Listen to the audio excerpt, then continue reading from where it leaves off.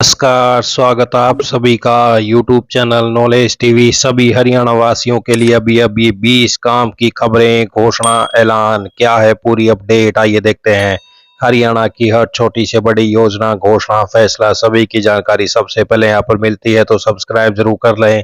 तो चलिए देखते हैं अभी अभी हरियाणा से 20 काम की खबरें, घोषणा, ऐलान। पहली बड़ी घोषणा, राज्य में कच्चे कर्मचारियों को पक्का यानी जॉब सिक्योरिटी देने की राह में अफसरशाही लेट लतीफी रोड़ा बन रही थी। सरकार ने 23 दिसंबर 2025 को ही ऑनलाइन पोर्टल से काम करने का आदेश दिया था ताकि टेबल टू टेबल फाइल न घूमे, लेकिन पिछले 8 महीनों से विभाग दर विभाग पुराने ढर्रे पर कागजी फाइलें भेजकर प्रक्रिया को लटका रहे हैं। तो अब बड़ा आदेश जारी किया है। अब इस मामले में वित्त विभाग ने संविदा कर्मचारियों की प्रक्रिया को तेज बनाने के लिए कड़ा आदेश जारी किया है। विभाग ने स्पष्ट किया है कि हरियाणा कॉन्ट्रेक्चुअल एम्प्लॉयज एक्ट के तहत सुपरन्यूमररी पदों के सृजन से जुड़ी सभी प्रस्ताव केवल ऑनलाइन पोर्टल के माध्यम से स्वीकार किए जाएंगे। पूर्व में निर्देश जारी होने के बावजूद विभिन्न विभागों द्वारा वित्त विभाग को कागजी फाइलों के जरिए प्रस्ताव भेजे जा रहे थे। अब कच्चे कर्मचारियों को जॉब सिक्योरिटी देने की प्रक्रिया तेज होगी, सिर्फ ऑनलाइन आएंगी फाइलें। तो सीएम नायब सैनी ने कुछ कर्मचारियों को ऑफर लेटर जारी किए हैं, लेकिन ज्यादातर विभागों में फाइलें लटकी हुई हैं। अब सरकार सितंबर तक सभी को ऑफर लेटर देने को लेकर काम तेजी से कर रही है। तो ये बड़ी अपडेट। आइए अगली बड़ी घोषणा देखते हैं। हरियाणा में परिवार पहचान पत्र प्रणाली में अब तलाकशुदा के मामलों को लेकर सरकार ने 2 बड़े बदलाव किए हैं। इससे तलाक ले चुके लोगों को जहां फैमिली आईडी बनवाने में राहत मिलेगी, वहीं उनके बच्चों को भी आईडी आसानी से बन सकेगी। हरियाणा सरकार परिवार पहचान पत्र अथॉरिटी के स्टेट कोऑर्डिनेटर के अनुसार इस प्रकार के अनेक मामले हैं जिनमें फैमिली आईडी बनाने में दिक्कत आ रही थी। इस नई व्यवस्था से तलाकशुदा लोगों को पीपीपी आईडी बनाने में राहत मिलेगी। तो पहला बड़ा बदलाव, यदि कोई नागरिक नई फैमिली आईडी बनाते समय अपनी वैवाहिक स्थिति तलाकशुदा दर्ज करता है, तो उसे पति या पत्नी का विवरण देना अनिवार्य नहीं होगा। वह अपना खुद का विवरण देकर फैमिली आईडी बना सकेगा। अब तक लोगों को पूर्व जीवन साथी की जानकारी देना अनिवार्य था, लेकिन लंबा समय बीतने के बाद जानकारी उपलब्ध न होने, अन्य कारणों से दिक्कतों का सामना करना पड़ रहा था। फैमिली आईडी न बनने से योजनाओं का लाभ भी प्रभावित हो रहा था। नई व्यवस्था के लागू होने से ऐसे व्यक्ति आसानी से अपनी फैमिली आईडी बना सकेंगे। वे हरियाणा सरकार की सभी योजनाओं का लाभ ले सकेंगे। पीपीपी में जोड़ सकेंगे बच्चे। तलाकशुदा माता पिता के बच्चों को फैमिली आईडी में शामिल करने की प्रक्रिया को बदला है। यदि कोई ऐसे बच्चे को जोड़ना चाहता है जिसके माता पिता का तलाक हो चुका है, सिस्टम पहले पूछेगा कि क्या बच्चे के माता पिता तलाकशुदा हैं। यदि उत्तर हाँ दिया तो यह बताना होगा कि बच्चा वर्तमान में माता या पिता में से किसके साथ है।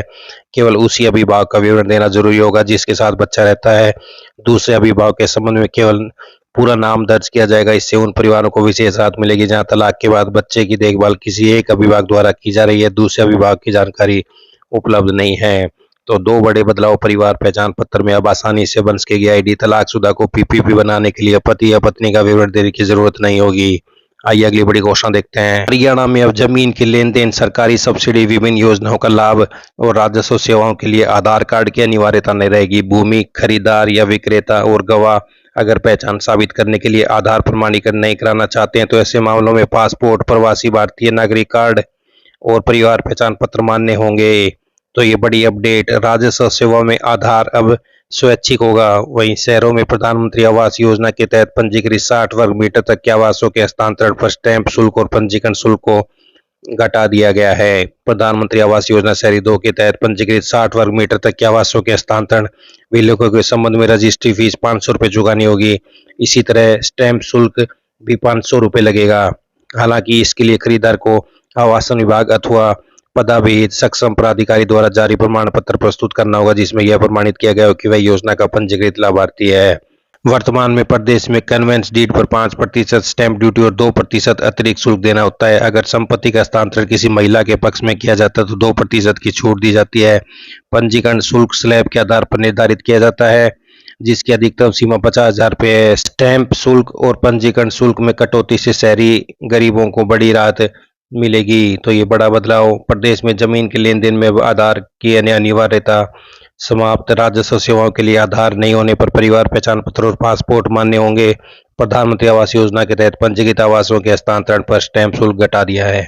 आइए अगली बड़ी घोषणा देखते हैं। एलपीजी सिलेंडर वालों के लिए बड़ा अलर्ट। 23 अगस्त तक ई-केवाईसी कराना जरूरी।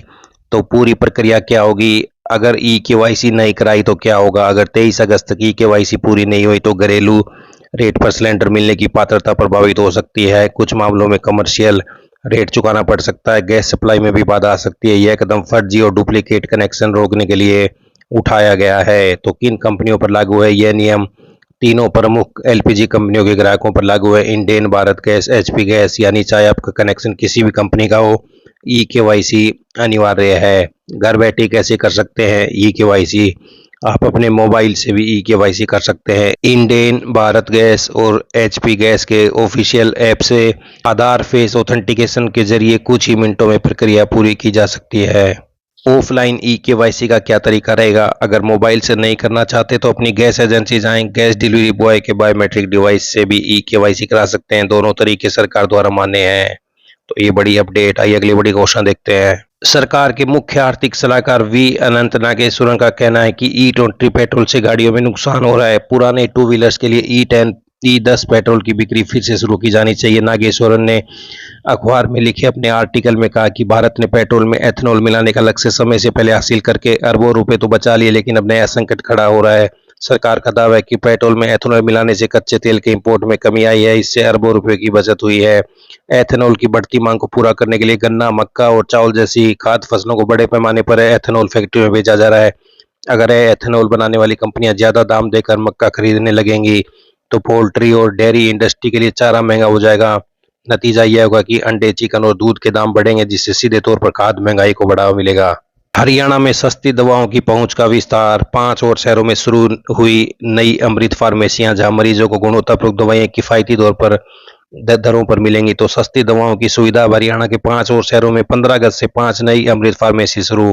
50% तक की छूट पर उपलब्ध होंगी दवाएं। फतेहाबाद, हांसी, सिरसा, चरखी दादरी और हिसार में शुरुआत। मरीजों को गुणवत्तापूर्ण दवाइयां किफायती दरों पर मिलती हैं। तो ये बड़ी अपडेट। आइए अगली बड़ी घोषणा देखते हैं। तो फ्री सिलाई मशीन पा सकते हैं। फ्री सिलाई मशीन योजना 2026 प्रधानमंत्री विश्वकर्मा योजना फ्री सिलाई मशीन योजना के तहत यदि आप दर्जी या कपड़े सिलने का काम करते हैं तो आप इस योजना का लाभ उठा सकते हैं। यह योजना महिलाओं और पुरुषों दोनों के लिए है। टूल किट सिलाई मशीन के साथ 15,000 की सहायता सीधे बैंक खाते में दी जाएगी। 15 दिनों की निःशुल्क ट्रेनिंग दी जाएगी। ट्रेनिंग के दौरान 500 रुपये प्रतिदिन का स्टाइपेंड भत्ता भी मिलेगा। कौन कौन आवेदन कर सकता है? आवेदक भारत का नागरिक होना चाहिए, आयु 18 वर्ष या उससे ज्यादा होनी चाहिए, दर्जी, टेलर, कार्य से जुड़े व्यक्ति, आधार कार्ड और बैंक खाता जरूरी। तो Aadhaar card, bank passbook, passport size photo, mobile number की आवश्यकता होगी जरूरी दस्तावेजों में। तो प्रधानमंत्री विश्वकर्मा पोर्टल पर जाएं, ऑनलाइन पोर्टल पर जाकर आवेदन फॉर्म भरें, जरूरी दस्तावेज अपलोड करें और आवेदन सबमिट करें। तो ये बड़ी अपडेट। आइए अगली बड़ी घोषणा देखते हैं। प्लाट से जुड़े विवादों का समाधान अब आसान। एचएसवीपी की विवादों से समाधान योजना 2026 के तहत प्लाट से जुड़े विवादों के समाधान और महत्वपूर्ण छूट का लाभ उठाएं। आवेदन की अंतिम तिथि 31 दिसंबर 2026। तो ये बड़ी अपडेट। ध्यान दें, एचएसवीपी प्लाट धारकों के लिए सुनहरा अंतिम अवसर। हरियाणा शहरी विकास प्राधिकरण पात्र आवंटियों को विवादों से समाधान योजना 2026 का लाभ उठाने के लिए आमंत्रित करता है। 103 सेक्टरों और लगभग 4,924 लाभार्थियों को सम्मिलित करने वाली इस योजना के अंतर्गत 724 करोड़ से अधिक की महत्वपूर्ण छूट प्रदान की जाएगी। यह योजना प्लाट एनहांसमेंट से संबंधित विवादों के एक मुश्त समाधान का अवसर प्रदान करती है और उन आवंटियों को भी लाभ देती है जो पूर्व की योजनाओं का लाभ नहीं उठा सके थे। योजना की मुख्य विशेषताएं। अंतिम तिथि 31 दिसंबर 2026। पात्रता आवासीय प्लाटों के आवंटी, फ्लोर वाइज पंजीकरण, ग्रुप हाउसिंग साइट्स, संस्थागत प्लाट, औद्योगिक प्लाट। पात्र आवंटी अपने प्लॉट आईडी और पासवर्ड का उपयोग करके एचएसवीपी पोर्टल पर अपनी निर्धारित छूट राशि देख सकते हैं। अधिक जानकारी के लिए पोर्टल पर भी जा सकते हैं। यदि किसी प्रकार की जानकारी या सहायता की आवश्यकता हो तो आवंटी अपने संबंधित एचएसवीपी स्टेट कार्यालय से संपर्क करें या विवादों से समाधान योजना पोर्टल के माध्यम से अपना अनुरोध दर्ज करें। यदि डिफॉल्टर यानी बकायेदार आवंटी निर्धारित अवधि के भीतर योजना का लाभ नहीं लेते हैं तो लागू नियमों और विधिक प्रावधानों के अनुसार प्लाट पुनः अधिग्रहण की कार्रवाई प्रारंभ की जाएगी।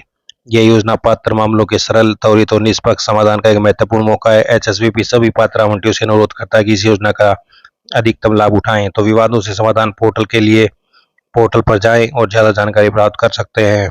आइए अगली बड़ी घोषणा देखते हैं। फतेहाबाद से बड़ी अपडेट। जिला रोजगार कार्यालय द्वारा 19 अगस्त को कार्यालय परिसर में रोजगार मेले का आयोजन किया जाएगा। जिला रोजगार अधिकारी ने मेले में शामिल होने की इच्छुक प्रार्थी से अपील की कि वे अपने साथ सभी शैक्षणिक योग्यताओं की फोटोकॉपी तथा एक पासपोर्ट साइज फोटो अवश्य लेकर आए। तो ये देख सकते हैं 19 अगस्त को रोजगार मेले का आयोजन किया जाएगा फतेहाबाद जिले में। तो ये पूरी अपडेट आप देख सकते हैं। कितनी पोस्ट है, क्या क्वालिफिकेशन है, एज कितनी है। तो सुबह 9 बजे डिस्ट्रिक्ट एम्प्लॉयमेंट एक्सचेंज फतेहाबाद में सुबह 9 बजे 19 अगस्त को। तो ये पूरी जानकारी देख सकते हैं। आइए अगली बड़ी घोषणा देखते हैं। फतेहाबाद जिले से बड़ी अपडेट। जिला रेड क्रॉस सोसाइटी द्वारा एडीपी योजना तथा राष्ट्रीय वयोश्री योजना के तहत भारतीय कृत्रिम अंग निर्माण निगम चनालोल के सहयोग से जिला के दिव्यांगजनों और वरिष्ठ नागरिकों को निःशुल्क सहायक उपकरण उपलब्ध कराने के उद्देश्य से 19 से 21 अगस्त तक पैमाइश जांच शिविरों का आयोजन किया जा रहा है।